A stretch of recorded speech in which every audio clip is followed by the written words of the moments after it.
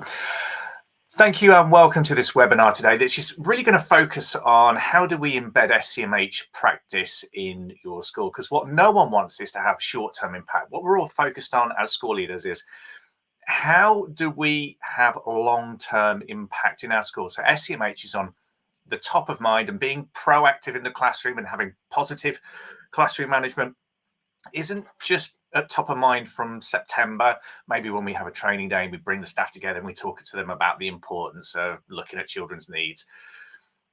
We want that message to stay at top of mind all year round, because it is so important, because complex needs don't come and go. Complex needs, the children in the classroom are going to be there for a long, long time.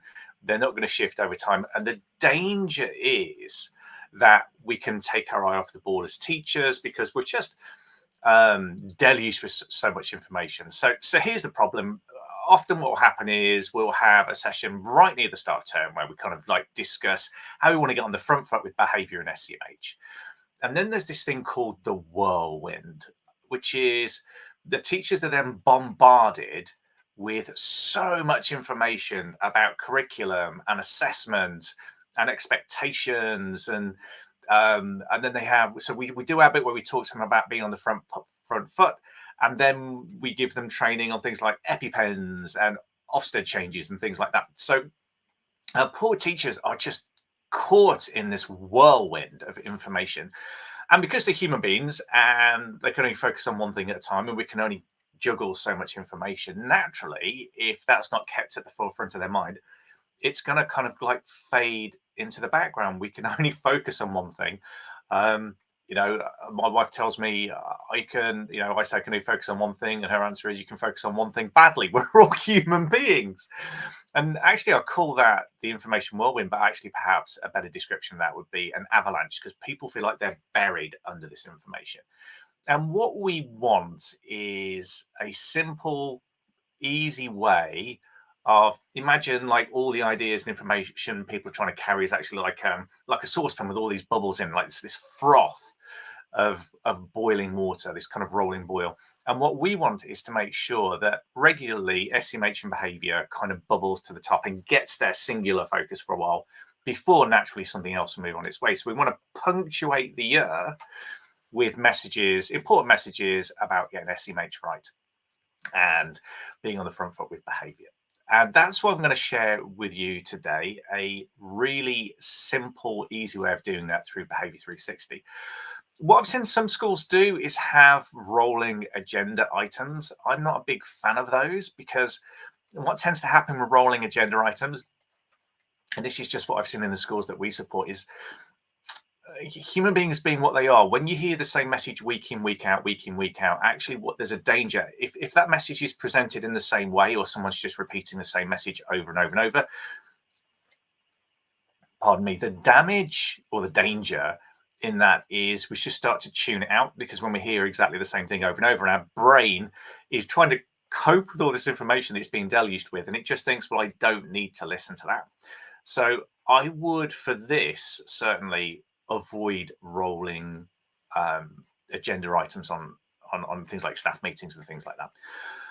What I am going to give you through Behaviour 360 is a way of not just repeating a message, but actually engaging people in the message and giving them activities to do that will actually get them thinking and prompt them to analyze what's happening in their classroom so they can be successful in a simple, accessible way that requires no real effort on your part. It doesn't require I'll show you the resource in a moment, but you will never put on the spot. It's going to be organizing sort of a 10-15 minute activity once per half term that really prompts people to think and be critical and reflective of their own practice in the classroom, and walk away with ideas that they can take away and use.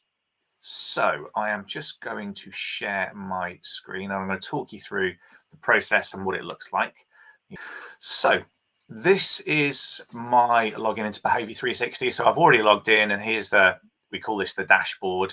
This is where you can access all of your materials and resources. So we've got all the getting started with Behaviour 360, Strategy Hub resources, and so on. I'm going to show you two ways to access what I'd like to share with you today, and they're called staff meeting starters. So one way of accessing them is to scroll down to the senior leader section, and we're going to go into there. And here you can see other senior leaders resources like how to write a behavior policy that has impact. I'm going to scroll almost down to the bottom, and you'll see here we've got staff meeting starters. That's one way of finding your way there. The quickest way, to be fair, and if you haven't seen this yet, there is a search bar that will search everywhere in Behaviour 360. And if I just type starters into there, there's the search results, and it takes me straight to where I want to be. So what is a staff meeting starter, and what does this approach look like? What we're going to do is we're going to allocate 15 minutes of just one staff meeting per half term. So there'll be 50 minutes of one staff meeting in autumn A, one in autumn B, one in spring A, one in spring B, one in summer A, one in summer B. So we're going to just have these 50-minute activities that are punctuating the year, that draw people back to be reflective and analytical and proactive with SEMH. I'm not asking for the whole staff meeting, we're just asking for a chunk of it. And to be honest, you could probably actually do these in 10 minutes if you can't get 15. If you're in a primary school, that might be like a whole school meeting, the whole staff meeting. If you're working in a secondary school, it's probably not going to be, it's probably going to be something more like a departmental meeting. So we're only asking for a small amount of time in one meeting every sort of 7 or 8 weeks or so. And what happens is during the session, and I'll show you the course. I'm going to scroll down here. I'm going to go to the course content. We have got our 6 activities. So we've got an activity about forming positive relationships with parents. And this one really is, they're designed to follow the flow of the year. If you follow them out of sequence, it doesn't matter. But positive relationships with parents is really a good one to do in September when everyone's coming back. Perhaps there are lots of new children. And forming those positive relationships is really a really key part of SEMH, especially if you're working with children who have underlying SEMH needs, and those parents might need to hear negative news about their kids in school. That positive relationships with parents session is all about digging the well, creating those positive relationships before you need to draw on them. And then we've got starting lessons effectively. How do we encourage positive classroom behavior? How do we manage negative behavior? What does assertiveness look like? And really digging into the why behind SEMH. That's session 6 there. So you can see there's 6 sessions across the year. And I'm just going to jump into this one here and show you what the format is. So the format is the same each time. There is a 2 or 3 minute video where I will come on and I will give your staff a quick piece of information or an idea or an insight or something to think about. And then I'm going to set them an activity. So the way it would look is you bring your staff together. You, as the facilitator, are never put on the spot, right? You're never asked to answer a question. No one will ask you for a strategy or anything like that, so you don't have to worry. What you will need is something like an interactive whiteboard or a screen that you can share the video on. And you're going to need an easel or a flip chart so you can write down the answers to the activity section that we'll look at in a moment. So you gather everyone together. You're going to play first of our staff meetings to always make the most progress. Why is this issue important? So this one here is all about forming positive relationships with parents. So I'm going to discuss very, very briefly why that's especially important for pupils with SEH needs. And you can see here, it's just a 2.5 minute video. At the end of that video, I explain a simple task, and I'll move on to the task section here. So the task is to list as many ways as possible of sending out positive messages to parents within the next 4 weeks. And you can see here, there's a counter. So this is what you say to everyone in your 2s or 3s or 4s or 5s, wherever you sat. I want you to have a discussion where you're just going to list as many ways as possible of sending out positive messages to parents. It could be listing things we already do, or it could be listing new ways that you've thought might be a good idea in the past. That timer ticking down there is to keep everyone focused, because what we don't want is for it to turn into general chit chat.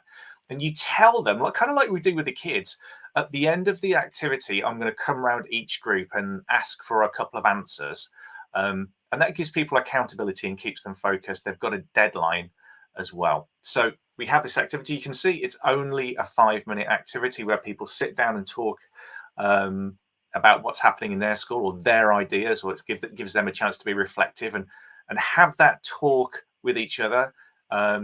When that activity runs out, then there's a reflection time. So then you have 5 minutes to go around each group and say, like, group one, give me 1 or 2 things that were coming up in your discussion. Group two, and you write these down on the board. And that's really, really important because that shows that you're listening, and it also gives people visual prompts to work from.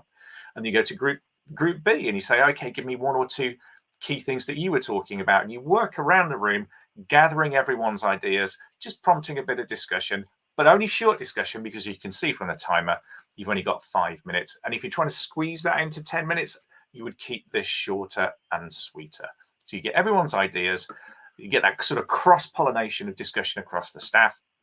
It also gives them an opportunity to see that other people are using the same practice as them, so they can see policies being put in place.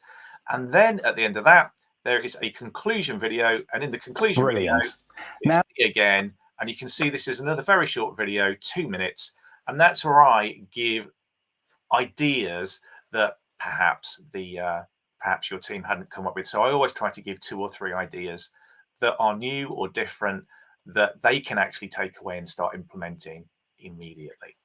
So we do that. We do the positive relationships with parents in September. So it's just 15 minutes of one staff meeting. And then in the last, in the second half of the December term, not the December term, the autumn term, we've got a session on starting lessons effectively. Same thing, a short video followed by a task, followed by reflection, where we collect the answers from around the room. That'd be your role. And then conclusion. So what we are doing is we're not just telling people what to do. We're not just telling people what to, what to say to kids. We're not just giving them the same messages over and over and over. We're actually giving them structured activities that they can actually, engage in, be reflective with. And what that will do across the year is it will keep these topics top of mind. So people are thinking about them. They're not stuck in the avalanche. What we're helping is bubbling that information up to reach their focus again. And we're having that year-long impact. So we're not saying something at the start of the year and it just fizzles out quickly. We're keeping that going. And it requires almost no preparation on your part. All you need to do is make sure the room has got a whiteboard, interactive whiteboard, and you've got somewhere where you can write down people's answers.